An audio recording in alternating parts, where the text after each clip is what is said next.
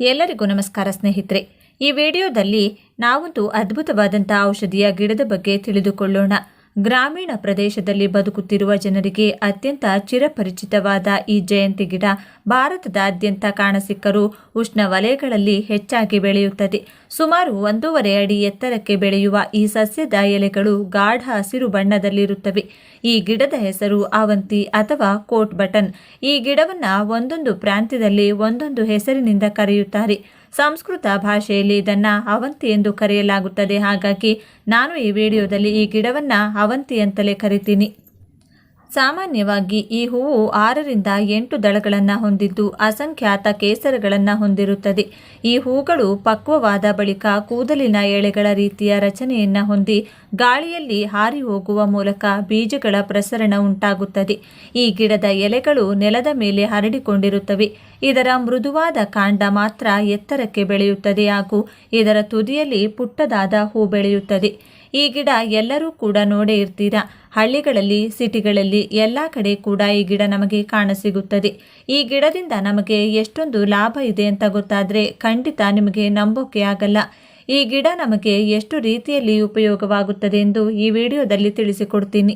ಆದರೆ ಅದಕ್ಕೂ ಮುಂಚೆ ನೀವಿನ್ನು ನಮ್ಮ ಚಾನಲ್ನ ಸಬ್ಸ್ಕ್ರೈಬ್ ಮಾಡ್ಕೊಂಡಿಲ್ಲ ಅಂದರೆ ಖಂಡಿತ ಈಗಲೇ ಸಬ್ಸ್ಕ್ರೈಬ್ ಮಾಡ್ಕೊಳ್ಳಿ.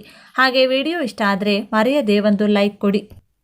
ಇನ್ನು ಸಾಂಪ್ರದಾಯಿಕ ಔಷಧೀಯ ಸಸ್ಯವಾಗಿರುವ ಈ ಜಯಂತಿ ಗಿಡ ಆಂಟಿ ಇನ್ಫ್ಲಮೇಟರಿ, ಆಂಟಿಫಂಗಲ್ ಮುಂತಾದ ಗುಣಗಳನ್ನು ಹೊಂದಿದ್ದು ಈ ಸಸ್ಯದ ಎಲೆಗಳು, ಹೂಗಳು ಹಾಗೂ ಕಾಂಡವನ್ನು ಸಹ ಔಷಧೀಯ ಉದ್ದೇಶಗಳಿಗಾಗಿ ಬಳಕೆ ಮಾಡಲಾಗುತ್ತದೆ. ಜಾಂಡೀಸ್, ಹೊಟ್ಟೆ ಉರಿ, ಶ್ವಾಸನಾಳದ ಸಮಸ್ಯೆ, ಅತಿಸಾರ, ಫೈಲ್ಸ್ ಮುಂತಾದ ಕಾಯಿಲೆಗಳಿಗೆ ಈ ಸಸ್ಯ ಉಪಯುಕ್ತವಾಗಿದೆ. ಅದೇ ರೀತಿ ಆಗಾಗ ಕಾಣಿಸಿಕೊಳ್ಳುವ ಗಂಟಲು ನೋವಿಗೂ ಕೂಡ ಈ ಸಸ್ಯ ಪ್ರಯೋಜನಕಾರಿ. ಇನ್ನು ಬಿದ್ದು ಗಾಯವಾಗಿ ರಕ್ತ ಸುರಿಯುತ್ತಿದ್ರೆ ಜಯಂತಿ ಗಿಡದ ರಸವನ್ನು ಹಾಕೋದ್ರಿಂದ ತಕ್ಷಣ ರಕ್ತದ ಹರಿವು ನಿಲ್ಲುತ್ತದೆ ಹಾಗೂ ದೇಹದಲ್ಲಿ ಯಾವುದೇ ಚರ್ಮಕ್ಕೆ ಸಂಬಂಧಿಸಿದ ಸಮಸ್ಯೆಗಳು ಉಂಟಾದರೆ ಇದು ನಿವಾರಣೆ ಮಾಡುತ್ತದೆ.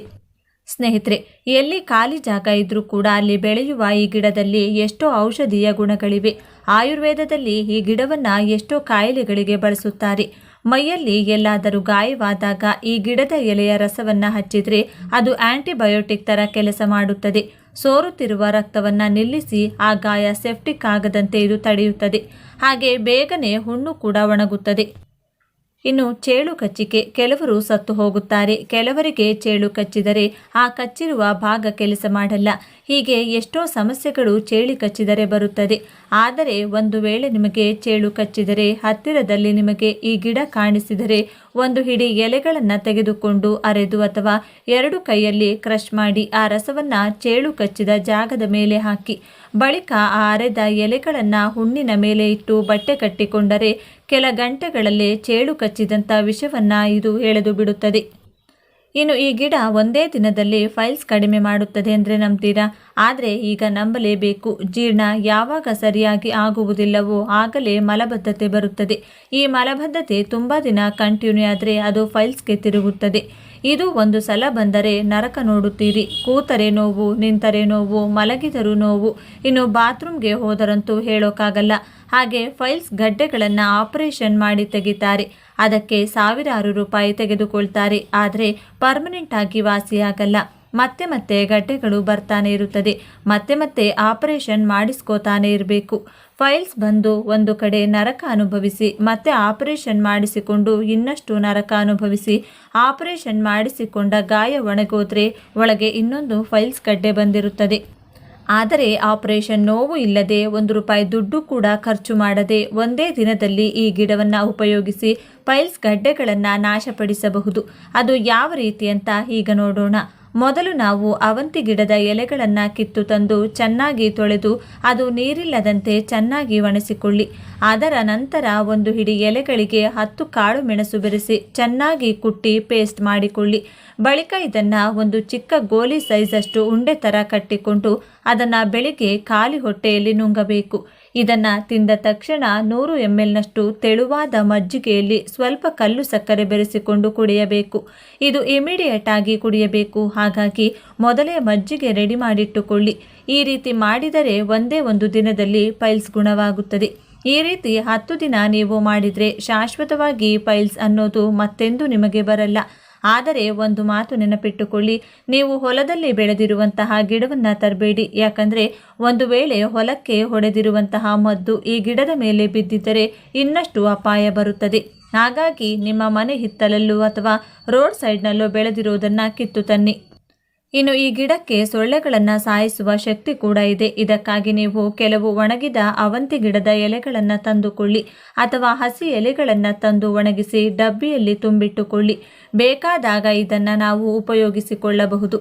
ಸಂಜೆ ಸೊಳ್ಳೆಗಳು ಜಾಸ್ತಿ ಇರುವಾಗ ಒಂದು ಮಣ್ಣಿನ ಬಟ್ಟಲು ಅಥವಾ ಚಿಕ್ಕ ಮಡಕೆಯಲ್ಲಿ ಸ್ವಲ್ಪ ಒಣಗಿದ ಎಲೆಗಳನ್ನು ಹಾಕಿ ಅದರ ಮೇಲೊಂದು ಕರ್ಪೂರ ಇಟ್ಟು ಬೆಂಕಿ ಹಚ್ಚಿ ಮನೆಯಲ್ಲಿ ಕಿಟಕಿಗಳು ಬಾಗಿಲು ಮುಚ್ಚಿಡಿ. ಆ ಹೊಗೆ ಮನೆಯೆಲ್ಲ ಕೂಡ ಹರಡಿಕೊಳ್ಳುತ್ತದೆ. ಇದರಿಂದ ಸೊಳ್ಳೆಗಳೆಲ್ಲ ಕೂಡ ಸತ್ತು ಹೋಗುತ್ತವೆ. 10 ನಿಮಿಷದ ನಂತರ ಬಾಗಿಲು ಕಿಟಕಿಗಳು ತೆಗೆದು ಬಿಡಿ. ಎಲ್ಲಾದರೂ ಬಚ್ಚಿಟ್ಟುಕೊಂಡಿರುವಂತಹ ಸೊಳ್ಳೆಗಳು ಕೂಡ ಓಡಿ ಹೋಗುತ್ತದೆ. ಈ ಹೊಗೆ ನಿಮಗೇನು ಅಪಾಯ ಮಾಡಲ್ಲ. ಬೇಕಿದ್ರೆ ನೀವು ಮನೆಯಲ್ಲೇ ಕೂಡ ಇರಬಹುದು, ಇಲ್ಲದಿದ್ದರೆ 10 ನಿಮಿಷ ಆಚೆ ಬೇಕಾದರೂ ಇರಬಹುದು. ಈ ಎಲೆಗಳಿಂದ ಕೆಲವು ಕಡೆ ಸೊಪ್ಪು ಸಾರು ಅಥವಾ ಹುಳಿ ಅಥವಾ ಪಲ್ಯ ಕೂಡ ಮಾಡಿ ತಿಂತಾರೆ. ಇನ್ನು ಈ ಎಲೆಗಳನ್ನು ಮಕ್ಕಳು ಬಳಸುವ ಸ್ಲೇಟ್ ಮೇಲೆ ಉಜ್ಜಿದರೆ ಹಳೆಯದಾಗಿರುವಂತಹ ಸ್ಲೇಟ್ ಕೂಡ ಹೊಸತರಂತೆ ಕಾಣಿಸುತ್ತದೆ. ಈ ಗಿಡದಲ್ಲಿ sodium, iron, copper, zinc, magnesium, selenium, potassium, calcium ಮುಂತಾದ ಎಷ್ಟೋ ಪೋಷಕಾಂಶಗಳಿದೆ. ಇದು ಸೊಂಟ ನೋವನ್ನು ಗುಣಪಡಿಸುತ್ತದೆ.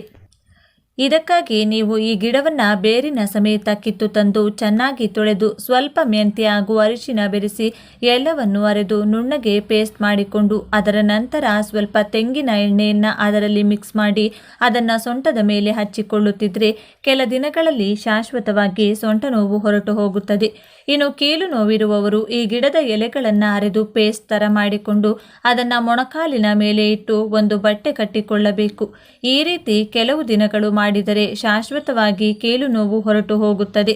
ಇನ್ನು ಚರ್ಮದ ಸಮಸ್ಯೆಗಳು, ಗಜ್ಜಿ, ಅಲರ್ಜಿ ಏನೇ ಇದ್ದರೂ ಈ ಎಲೆಗಳನ್ನು ಅರೆದು ಆ ಮಿಶ್ರಣವನ್ನು ಅಥವಾ ಇದರ ರಸವನ್ನು ಹಚ್ಚುತ್ತಿದ್ದರೆ ಚರ್ಮದ ಸಮಸ್ಯೆಗಳು ಕೂಡ ಪರ್ಮನೆಂಟ್ ಆಗಿ ಹೊರಟು ಹೋಗುತ್ತದೆ. ಹಾಗೆ ಈ ಗಿಡದ ಎಲೆಗಳಿಗೆ ನೀರಿನಲ್ಲಿರುವಂಥ ಫ್ಲೋರೈಡ್ ಕ್ವಾಂಟಿಟಿಯನ್ನು ಕೂಡ ಕಡಿಮೆ ಮಾಡೋ ಶಕ್ತಿ ಇದೆ. ಇದಕ್ಕಾಗಿ ನೀವು ಕುಡಿಯೋ ನೀರು ತುಂಬಿಟ್ಟುಕೊಂಡಿರುವಂಥ ಪಾತ್ರೆಯಲ್ಲಿ ಕೆಲವು ಎಲೆಗಳನ್ನು ಚೆನ್ನಾಗಿ ತೊಳೆದು ಹಾಕಿಟ್ಟರೆ ಸರಿ ಹೋಗುತ್ತದೆ. ಆದರೆ ಇದು ಫ್ಲೋರೈಡ್ ಕ್ವಾಂಟಿಟಿ ಕಡಿಮೆ ಮಾಡೋಕೆ 8 ಗಂಟೆಗಳು ತೆಗೆದುಕೊಳ್ಳುತ್ತದೆ. ಹಾಗಾಗಿ ರಾತ್ರಿ ಇಡೀ ಈ ಎಲೆಗಳನ್ನು ಹಾಗೆ ಬಿಟ್ಟು ಬೆಳಗ್ಗೆ ತೆಗೆದು ನೀರು ಕುಡಿಯಿರಿ. ಇನ್ನು ಇದು ಬಿಳಿ ಕೂದಲನ್ನು ಕೂಡ ಕಪ್ಪಗೆ ಮಾಡುತ್ತದೆ. ಇದಕ್ಕಾಗಿ ನೀವು ಅವಂತಿ ಗಿಡದ ಎಲೆಗಳು ಹಾಗೂ ಭೃಂಗರಾಜ ಗಿಡದ ಎಲೆಗಳನ್ನು ಸಮ ಪ್ರಮಾಣದಲ್ಲಿ ತೆಗೆದುಕೊಂಡು ಎರಡನ್ನೂ ಅರೆದು ಬಂದ ರಸವನ್ನು ಒಂದು ಬಟ್ಟೆ ಸಹಾಯದಿಂದ ಹಿಂಡಿ ತೆಗೆದಿಟ್ಟುಕೊಳ್ಳಿ. ಎಷ್ಟು ರಸ ಬಂದಿದೆಯೋ ಅದಕ್ಕೆ ಸಮ ಪ್ರಮಾಣದಲ್ಲಿ ಕಪ್ಪು ಎಳ್ಳೆಣ್ಣೆಯನ್ನು ಬೆರೆಸಿ ಸ್ಟವ್ ಮೇಲೆ ಇಟ್ಟು ಕುದಿಯಲು ಬಿಡಿ. ಸ್ವಲ್ಪ ಹೊತ್ತು ಚಿಟಪಟ ಅಂತ ಮೇಲೆ ರಸ ಎಲ್ಲ ಕೂಡ ಎಣ್ಣೆಯೊಳಗೆ ಪೂರ್ತಿಯಾಗಿ ಬೆರೆತು ಹೋಗಿ ಯಾವ ಶಬ್ದ ಕೂಡ ಕೇಳಿಸಲ್ಲ. ಆಗ ಸ್ಟವ್ ಆಫ್ ಮಾಡಿ ಎಣ್ಣೆ ಆರಿದ ಮೇಲೆ ಒಂದು ಬಾಟಲಲ್ಲಿ ತುಂಬಿಟ್ಟುಕೊಳ್ಳಿ. ನೀವು ರಾತ್ರಿ ಮಲಗುವ ಮುಂಚೆ ನಿಮಗೆ ಬೇಕಾದಷ್ಟು ಎಣ್ಣೆಯನ್ನು ಗೋರುಬೆಚ್ಚಗೆ ಬಿಸಿ ಮಾಡಿಕೊಂಡು ಅದನ್ನು ನಿಮ್ಮ ತಲೆಗೆ ಪೂರ್ತಿಯಾಗಿ ತುದಿಯವರೆಗೂ ಹಚ್ಚಿಕೊಂಡು 5 ನಿಮಿಷ ಮಸಾಜ್ ಮಾಡಿಕೊಳ್ಳಿ. ಬೆಳಿಗ್ಗೆ ತಲೆ ಸ್ನಾನ ಮಾಡಿಕೊಳ್ಳಿ.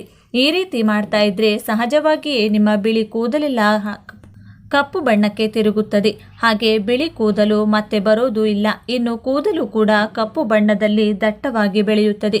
ನೋಡಿದ್ರಲ್ಲ ಸ್ನೇಹಿತರೆ, ಹಿತ್ತಲಲ್ಲಿ ತಿಪ್ಪೆಗಳಲ್ಲಿ ಬೆಳೆಯುವಂತಹ ಈ ಗಿಡದಲ್ಲಿ ಎಷ್ಟೊಂದು ಶಕ್ತಿ ಇದೆ ಅಂತ ಗೊತ್ತಾಯ್ತಲ್ವಾ? ಮನುಷ್ಯನ ಆರೋಗ್ಯ ರಕ್ಷಣೆಯಲ್ಲಿ